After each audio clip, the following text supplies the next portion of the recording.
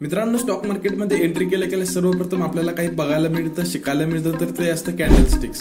तर me hope करतो की आपण सगळ्यांनी डीमॅट अकाउंट काढलं असेल आणि आताच आपल्या जर्नीला स्टार्ट केलं असेल.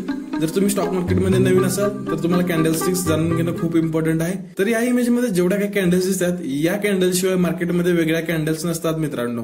थोड्याशा खालीवर असू शकतात, पण यापेक्षा वेगळं तुम्हाला या स्टॉक मार्केटमध्ये काहीच बघायला नाही भेटत. तर त्या कॅन्डल्स काय असतात, त्याच्या मागची काय सायकोलॉजी असते, बायर्स कसे ऍड होतात, सेलर्स कसे ऍड होतात, त्यामागची इन डिटेल सायकोलॉजी आपण समजून घेणार आहोत आणि त्याच्या बेसिसवर ट्रेडिंग कशी करायची हे पण समजून घेणार आहोत. आता इथे खूप सारे नाव आहेत. हॅमर आहे, इन्व्हर्टेड हॅमर आहे, मार्क बोजो आहे, खूप सारे नाव आहेत, डोजे आहे, ड्रॅगन फ्लाय आहे. आपल्याला या नावावर काही नाही करायचं, आपल्याला फक्त सायकोलॉजी समजून घ्यायची आणि ते आपल्या डोक्यात फिट करायचे, जेणेकरून तुम्हाला चार्ट ट्रेडिंग करता आली पाहिजे. याच्यासाठी कॅन्डलस्टिक शिकणं खूप गरजेचं आहे. तर मित्रांनो, सर्वात पहिली कॅन्डल आहे ही. तर सर्वप्रथम मी सांगू इच्छितो की ग्रीन कॅन्डल म्हणजे सगळ्यांनाच एक कॉमन सेन्स असतो की ग्रीन कॅन्डल म्हणजे प्रॉफिट आहे, रेड कॅन्डल म्हणजे लॉस आहे. तर ग्रीन कॅन्डल म्हणजे काय की इथे भाव वाढ झालाय. समजा इथे 100 रुपये किंमत आहे एखाद्या शेअरची किंवा एखाद्या वस्तूची.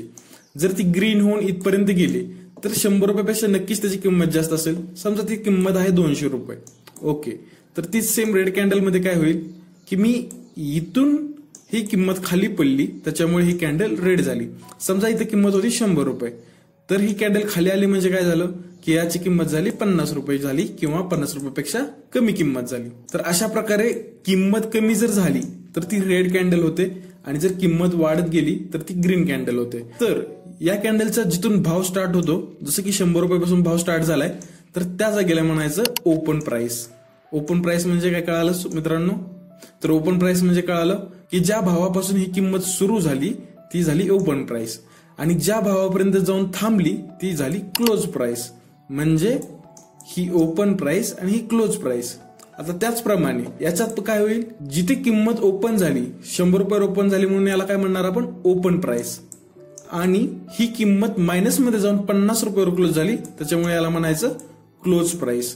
ही किंमत खाली पडते म्हणून कॅन्डल काय होते, रेड कलर होते, आणि ही किंमत वरती चालली म्हणून कॅन्डल काय होते, ग्रीन कलर होते. एवढं साधं सोपं आहे मित्रांनो. आता थोडंसं याच्या डीप मध्ये जाऊया की ही कॅन्डल काय असते. आता ही कॅन्डल मध्ये तुम्हाला काय दिसतं की ते काळी रेष आहे, म्हणजे ह्याला म्हणायचं टेल किंवा वीक. वीक म्हणजे काय असतं सांगतो. समजा आता ही कॅन्डल आहे, मी सांगितलं तुम्हाला जिथून ओपन झाली त्याला काय म्हणायचं, ओपन प्राइस. आता ही किंमत इथे ओपन झाली, समजा 100 रुपयावर ओपन झाली आहे, पण काय झालं तिथे सेलर्सने अटॅक केला. सेलर्स म्हणले की 100 रुपये किंमत खूप जास्त आहे, आपण याला खाली ढकलूया. मग त्यांनी काय केलं, 100 रुपयाची किंमत खाली ढकलली आणि ती किंमत आणली परत 50 रुपयावर. पण 50 रुपयावर जेव्हा ही किंमत आली तेव्हा इथे बायर्स अगेन ऍड झाले. ते म्हणले की 50 रुपये किंमत खूप कमी वाटते, याला परत वरती न्या. मग ही किंमत परत वरती नेली 100 रुपयावर आणि अगेन 100 रुपयावरून परत वरती नेली. ही नेली किंमत जवळपास 150 रुपयावर. मग आता काय झालं, ही किंमत 100 रुपयापासून 50 रुपयावर आली म्हणजे ही कॅन्डल रेड झाली एवढी. आणि देन अगेन काय झालं, 50 रुपयापासून परत 150 रुपयावर किंमत नेली, याचा अर्थ की ही कॅन्डल अगेन ग्रीन झाली. मग या कॅन्डलचा प्रोडक्ट म्हणजे हे की किंमत इथून खाली आली, देन बायर्सने याला वरी ढकललं आणि याच्या वरती क्लोजिंग केली म्हणजे 150 रुपयावर. त्याच्यामुळे हे पण बुलिश कॅन्डलच झाली. म्हणजे थोडक्यात काय झालं, 100 रुपयावर तुमची ओपन प्राइस झाली आणि इथे 150 रुपयावर तुमची क्लोज प्राइस झाली. थोडक्यात समजतंय का मित्रांनो तुम्हाला की जिथे आपण ओपन करतोय ती ओपन प्राइस, जिथे क्लोज करतोय ती क्लोज प्राइस, आणि त्याच्या दरम्यान जी काही ऍक्टिव्हिटी होतीये त्याला म्हणायचं वीक. सेम याच सेटअप मध्ये आपण निगेटिव्ह साईडला बघू शकता की ही किंमत काय झाली, इथे ओपन प्राइस मध्ये ओपन झाली या लेवलला. समजा इथे 100 रुपयाला ओपन झाली. देन अगेन काय झालं, बायर्स काय म्हटले की ही किंमत खूप कमी आहे, याला वरती न्या. ही किंमत वरती नेली. समजा ही किंमत गेली असेल 200 रुपयापर्यंत, ठीक आहे. पण अगेन सेलर्स ते ऍड झाले. सेलर्स काय म्हटले, अरे अरे किंमत खूप जास्त आहे, याला आपण आता खाली ढकलूया. देन अगेन इथे सेलर्स ऍक्टिव्हेट झाले आणि ही किंमत खाली ढकलली. जवळपास 100 रुपयाची पण खाली किंमत ही ढकलली. म्हणजे किती झाली, समजा 50 रुपयावर त्यांनी किंमत विकली.